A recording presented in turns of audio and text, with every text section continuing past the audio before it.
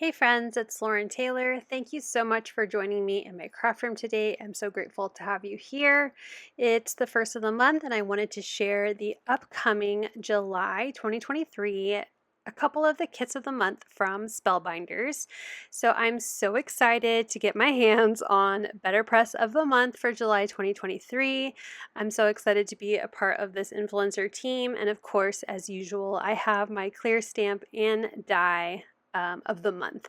So I'm going to go ahead and open up our BetterPress here. I have only played with my BetterPress a little bit. I was going to do an unboxing video, but life just has been a little rough the past couple of weeks, just with balancing work and life and crafting. So I did play around with it, so I have a pretty good idea of how to use it, but I'm going to show you the first time on an actual project today using this July 2023 kit.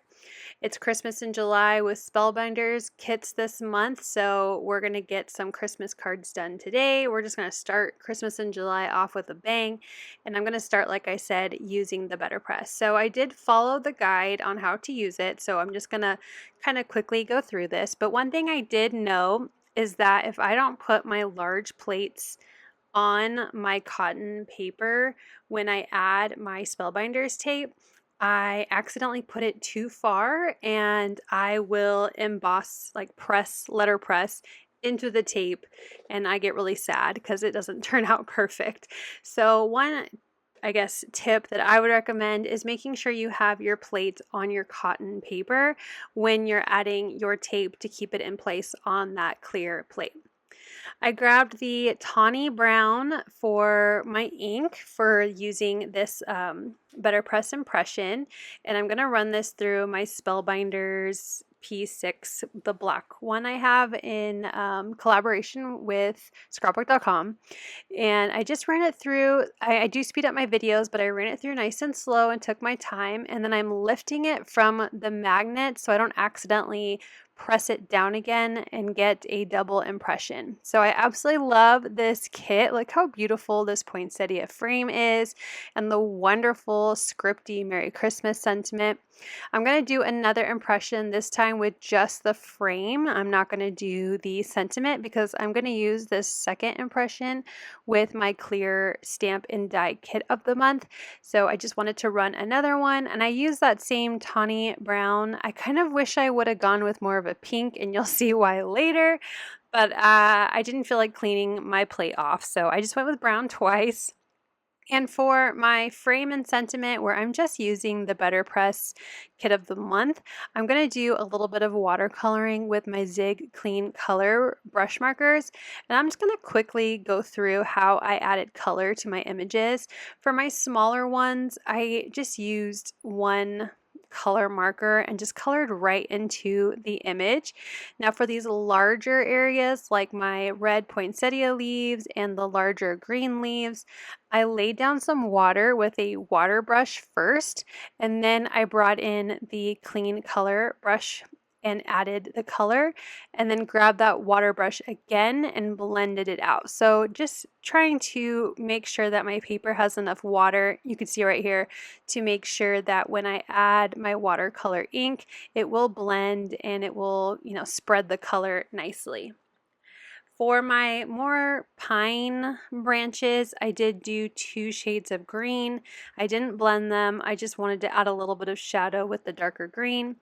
And for the smaller images, if I did do any blending, I added some color and then used my Zig blender brush to blend out that color. So for the pine cones and for these berries, I'm using my blender brush because I don't need as much water for these smaller images to blend that watercolor ink. And for the final touches, again, just using my brush pen, not blending anything. And here's a look at the colors in case you want to know. I used yellow, brown, May green, and deep green. And for my poinsettia leaves, I used carmine red. And for the berries, I did a mix of 2 colors. I used dark pink and geranium red. I hope I said that correctly. Once it was dry, I knew that I wanted to kind of frame it on this brown plaid color. This is the 6x8 Christmas collection from scrapbook.com, and I'm using some nested A2 rectangles to die cut them out. So I'm using the very largest, so the A2 size for the plaid background, and then the next size down for my Merry Christmas panel that I have from the BetterPress system. And I know I usually cut a frame when I have a background piece of paper, but I'm going to make this a flat card, which is just something not usually in my forte. I love me some foam adhesive, but I wanted this to be a nice flat card just so you could see how you don't need a lot of dimension because the BetterPress creates beautiful dimension in that cotton cardstock. So I'm adding a full sheet of the pattern paper even though you can't see a lot of it, so that way there's just an even surface for me to glue on. So I used some strong sturdy adhesive behind my brown plaid paper and glued it to my A2 card base, and I'm going to repeat that process with my BetterPress panel here. So added that strong adhesive and then centering that onto my card. And I could leave it just like that, but of course I have to add a little bit of shine. So I'm bringing in a pops of color. This is a clear glitter. It's called Snowflakes. And I'm adding it to the center of my poinsettias, some of the berries. Just wanted to add a little bit of, well, pops of glitter in this case to have some shine on this card. Now I'm going to set it aside to dry while I move on to the second card. So I have just the frame for the BetterPress impression because I'm going to layer the clear stamp on top of it. It's going to look kind of busy around the frame, but that's what I'm going for. So I'll have a busy background and then that really cute label in the center where I'm going to put my sentiment, and that will be not very busy. So that way, even though it will have kind of a crowded looking background, I still think it looks really nice and well put together. So I'm going to actually stamp everything except for the Merry Christmas sentiment, which I will change my mind later about. But I'm going to stamp everything except for the Merry Christmas on this piece of white cardstock, and I'm going to do some embossing. So adding some anti-static powder, and I went a little crazy, don't mind me. And I'm adding some embossing ink to my clear stamp, and I went ahead and stamped it a couple times. The Misty helps make sure I line everything up perfectly. And then I'm adding some ultra fine gold embossing powder and just covering all of those images and using my heat gun on high to melt that embossing powder, and you have this beautiful gold shine. I'm going to use all of the coordinating dies to die cut all of these images and sentiments out. I love when sentiments have their own dies. It makes me so happy inside and outside. I smile very enthusiastically when I see sentiment die cuts. And I just use my tape to hold all of those dies in place and die cut out all of those images. So here is where I'm going to kind of play around with my layout. I know I want my shiny gold on top of that brown BetterPress impression, and I want more of a like a dark teal green to be the center panel on my card. I'm going to do some non-traditional Christmas colors. And here's when I'm realizing, you know what, I do want my Merry Christmas sentiment also stamped in white and embossed with gold. So I did that quickly off camera and die cut it out with its coordinating die. And then I die cut the label out of that kind of dark green teal cardstock.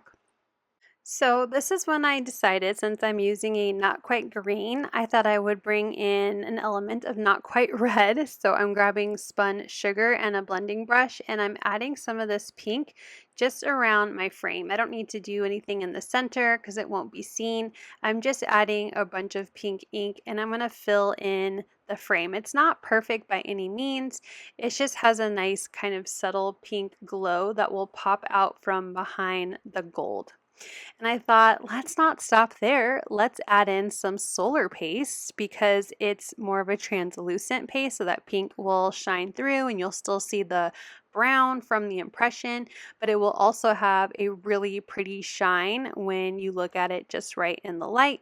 So I just used my finger and completely rubbed it around the frame, again, only where it would show kind of peeking out behind that gold embossed image. Once it was dry, I'm going to go ahead and glue it to a NA2 card base. So this one is top folding, and I did it this way because the pine cones on my stamped image are looking more portrait, like they're hanging. So I wanted to do a portrait style card. So I went ahead and used my strong adhesive to glue down my panel.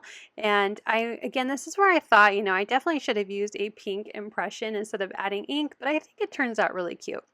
I noticed a couple areas that needed just a little more ink, so I'm going to add that in real quick.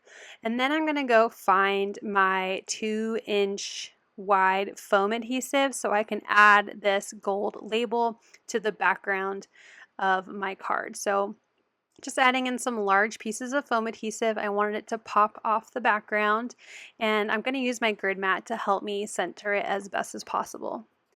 Once that's in place, I'm going to add even more shine to this card. I went a little crazy with the shine on this one. But I grabbed my solar paste again, and I'm going to grab a palette knife and a piece of scrap paper, and I'm just going to completely cover this green panel with some of this solar paste. Now again, this is in pink. This is the Cross My Heart solar paste, and I'm just rubbing it to completely cover the panel so it has a really pretty subtle pink shine to it. I'm just going to set this aside to dry while I clean up my mess, and because I'm impatient and want to finish my card, I'm just going to grab my little silicone mat here and put my heat gun on my low setting and completely dry this panel. I'm going to use some wet glue to glue it down because there is a little bit of some warping. I'm going to add a ton of glue. So I'm going to go around the edge and then completely fill inside of that label to make sure it adheres nicely and stays in place, which is going right in the center of that pretty gold Christmas floral arrangement frame. Once it's in place and the glue has dried a bit to keep it there, I'm going to plan out how I want the front of my card to look. I definitely want my 3 little images, and I want my Merry Christmas, and I go through the different sentiments and I settle on Merry Christmas and Happy New Year, and again have those 3 little extra floral pieces glued underneath it.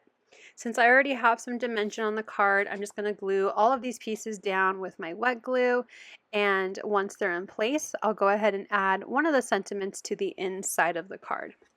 So I have Merry Christmas and a Happy New Year on the front of this one, and inside I put from our house to yours, and then the last sentiment I decided to put inside of my other card, my panel card, that says warm wishes from all of us.